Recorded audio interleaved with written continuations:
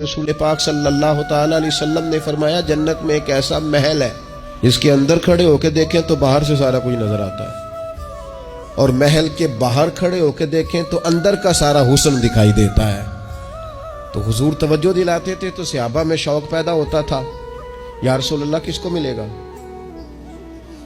ویسے ہی دنیا میں بھی بندہ کو اچھا گھر دیکھتا ہے تو کہتا ہے یار کتنا اچھا نقشہ ہے، کس خوبصورتی سے بنایا، اور جب حضور ذکر کریں اور جنت کے محل کا ذکر کریں شوق صحابہ کا توانا ہوتا تھا۔ عرض کی یا رسول اللہ صلی اللہ علیہ وسلم کس کو ملے گا؟ تو نبی پاک نے 4 باتیں بیان کی۔ فرمایا ایک وہ بندہ جو اچھی بات کرے، وقولوا للناس حسنا، لوگوں سے اچھی بات کہے، وہ ہمیشہ معاشرے میں بری خبریں ہی دینے کا عادی نہ ہو، لوگوں کی عیب جوئی ہی اس کا مزاج نہ ہو، اچھی بات کرے۔